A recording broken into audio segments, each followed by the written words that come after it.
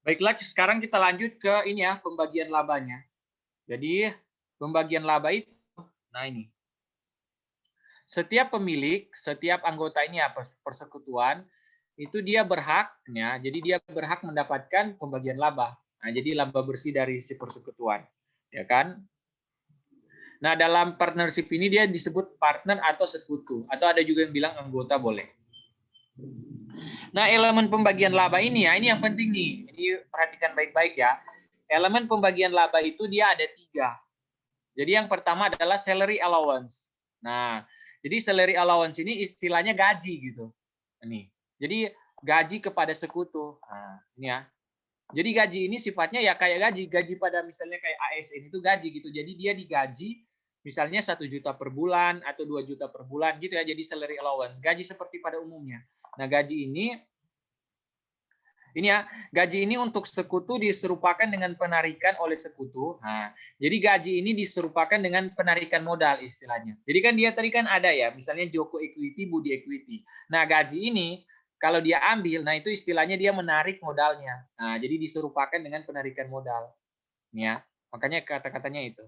Nah, terus dia gaji ini ingat ya, dia bukan komponen beban. Jadi jangan gajinya si sekutu ini gaji sekutu ya, gaji sekutu itu dia bukan expense ya. Jadi tapi dia ke penarikan apa namanya? Penarikan modal. Jadi lebih ke penarikan modal. Terus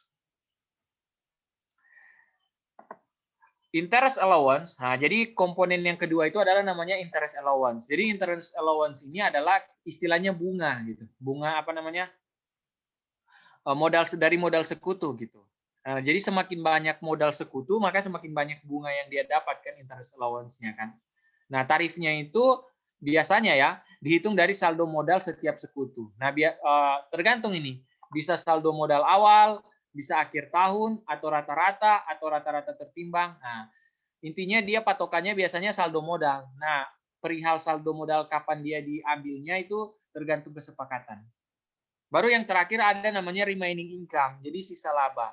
Jadi pertama kan dialokasikan untuk salary dengan interest kan tadi, salary sama interest. Nah, nanti sisanya itu namanya remaining income. Jadi remaining income ini ya, dia itu istilahnya paling terakhir. Nah, jadi paling terakhir itu nah dia dibaginya itu biasanya berdasarkan ini kesepakatan. Nah, kesepakatannya itu dia nah, ini biasanya kesepakatannya ini dia yang ini apa namanya?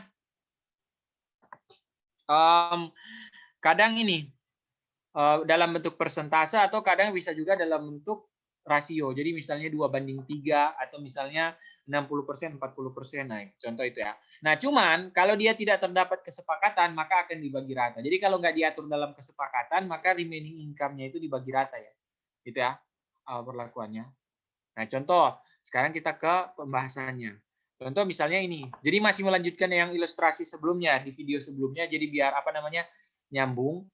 Nah, misal dalam kontrak persekutuan Jody Hardware disepakati untuk menggaji Joko dan Budi setiap bulannya sebesar 1 juta dan 2 juta. Nah, ini yang tadi disebut dengan salary allowance. Jadi gaji allowance ya. Jadi salary allowance.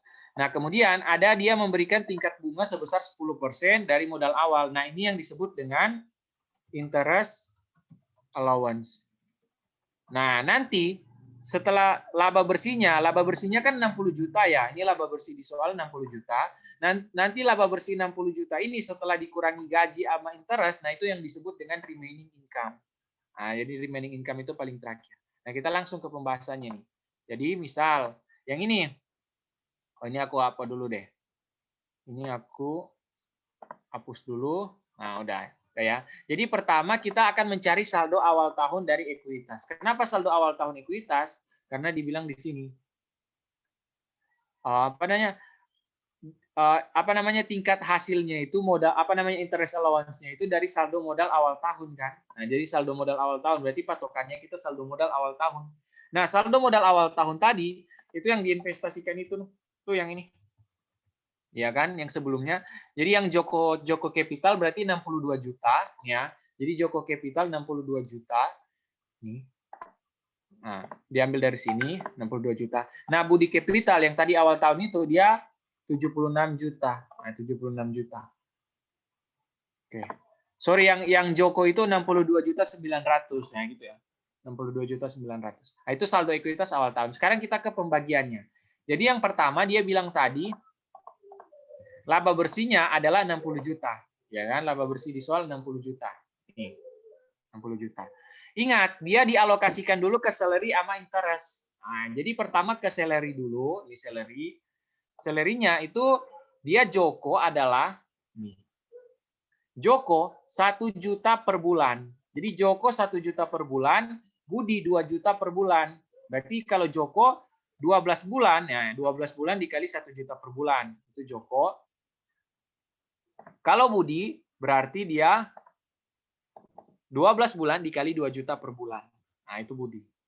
Oke. Nah, itu salary allowance-nya ya. Baru, nah ini totalnya berapa? Totalnya ini ya, 36 juta. Baru dia ada yang kedua yang tadi, interest allowance. Nah, interest allowance itu dia ini. Patokannya apa kalau di soal ini? Jadi 10% dari ini, saldo modal awal. Nah, jadi saldo ekuitas awal. Makanya tadi aku cari ini kan pakai saldo ekuitas awal kan. Nah, jadi interest allowance-nya adalah 10%. Nah, 10% dikali 62.900.000 dengan 10% dikali dengan 76 juta. Jadi total interest allowance-nya adalah 13.890. Nah, terus dia kan nanti ada istilahnya remaining income, jadi sisa laba bersihnya. Nah, remaining income-nya itu berarti laba bersih dikurang salary allowance dikurang interest allowance. Nah, itu ya. Nah, itu namanya remaining income. Nah, nanti remaining income yang 10.110. Nah, ini aku pakai istilah pakai bahasa Inggris deh biar apa? Nah, remaining income ya, biar sama. Nah, nanti remaining income ini kita alokasikan yang 10.110 itu.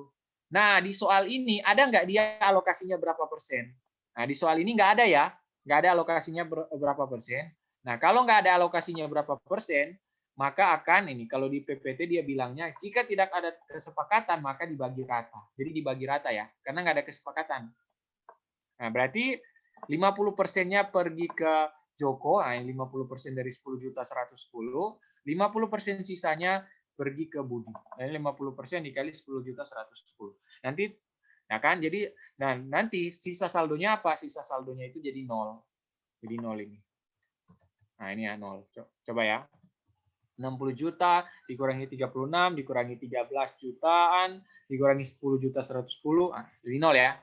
Nah, berarti total yang ke Joko adalah 23 juta, total yang ke Budi adalah 36 juta. Totalnya ini dari mana? Dari ini ya.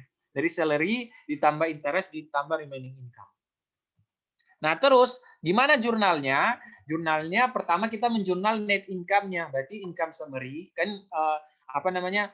Dia untung kan berarti income summary-nya didebitin. Debitin maksudnya ini kan untung 60 juta berarti dihapuskan 60 jutanya dipindahkan ke ini ya. Joko Capital sama Budi Capital 60 jutanya. Nah, senilai apa? Senilai yang total. Jadi yang ini 23 juta, ini kan 23 juta. Nah, itu di yang ini 23 juta totalnya jadi aku tambahin deh. Total. Nah, ini biar jelas. Total. Total ya. Nah, ini ya. Nah, baru Budi Capital juga senilai totalnya 36 juta ini. Nanti nilainya sama kok 60 juta. Balance.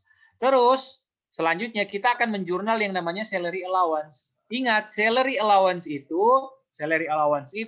dia bukan istilahnya bukan expense. Nah, makanya di sini debitnya itu apa? Debitnya itu Joko Capital dan Budi Capital. Jadi salary allowance yang 12 juta sama 24 juta itu dianggap penarikan. Nah, jadi diasumsikan sebagai disamakan dengan penarikan ekuitas. Makanya Joko Capital, Budi Capital 12 juta dan 24 juta. Baru nanti ininya apa dong? Debitnya adalah Joko Prive senilai 12 juta, baru Budi Prive senilai 24 juta. Gitu ya. Nah, itu. Nah, sekarang ada soal bonus nih. Soal bonusnya gimana kalau jadi gimana kalau laba bersih yang dibagikan cuma 40 juta. Nah, tadi kan Tadi kan 60 juta ya yang soal sebelumnya. Gimana kalau misalnya dia cuma 40 juta? Nah, jadi cuma 40 juta. Kalau dia cuma 40 juta, berarti kalau kasusnya sebenarnya perhitungannya mirip ya. Jadi yang ini, nah ini ya. Nah, jadi bedanya cuman laba bersih awalnya itu Kalau yang sebelumnya 60, nah kalau yang ini 40, ya kan? Nah, salary allowance-nya itu sama. Salary allowance itu mau berapapun labanya, salary allowance itu tetap sesuai kesepakatan ya. Jadi 12 juta dengan 24 juta. Kemudian interest allowance juga sama. Interest allowance-nya juga itu dia ini ya, 10% dikali apa saldo ekuitas awal. Nah, Budi juga gitu, 10% dikali saldo ekuitas awal. Ini karena di soalnya saldo modal ekuitas awal tahun ya. Nah, yang bedanya ini berarti sisa laba bersihnya ini dia jadi apa? Nah, dia jadi rugi. Nah, jadi dia istilahnya aku punya rugi. Nah, jadi kenapa dibilang rugi? Coba lihat. Jadi dia kan awalnya ini 40 juta, terus dikurangi salary allowance 36, dikurangi interestnya 13. Jadi rugi, tapi ini bukan ruginya ini bukan maksudnya laba bersih rugi ya, tapi kalau di buku dia pakai apa namanya? Excess apa sih kalau di Pak RTH dia pakai istilahnya? Pak RTH dia pakai istilah excess of allowance over income. Nah, ini panjang namanya. Excess of allowance over income. Nah, inilah Pak istilahnya. Jadi bukan rugi ya, sorry. Jangan dibilang rugi, tapi excess of allowance over income. Walaupun saldonya nanti bernilai negatif, tapi bukan disebut rugi, tapi disebut excess of allowance over income. Jadi 9.890. Nah, yang minus 9.890 ini, nah ini kita alokasikan dong. Jadi tetap dialokasikan. Jadi alokasinya.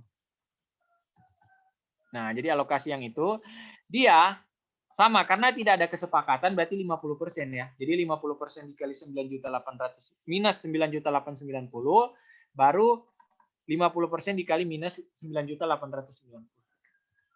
Ya, nanti berarti totalnya, nah totalnya itu ya tinggal di total ya total. Ya, total ini juga total. Jadi apa salary interest alokasi.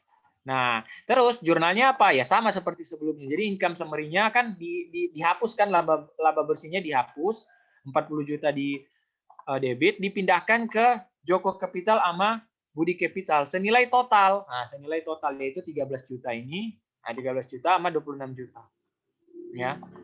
Terus nah, yang penarikan tadi jadi apa namanya penarikan salary allowance, nah itu tetap di jurnalnya sama. Salary apa Joko Capital pada Joko Private dengan Budi Capital pada Budi Private. Oke, sekian ya. Sekian untuk itu untuk pembagian laba gitu. Jadi pembagian labanya sekian, kita masuk ke pembahasan berikutnya. Nah, pembahasan berikutnya itu yang memang materinya. Jadi pembahasan berikutnya itu adalah likuidasi.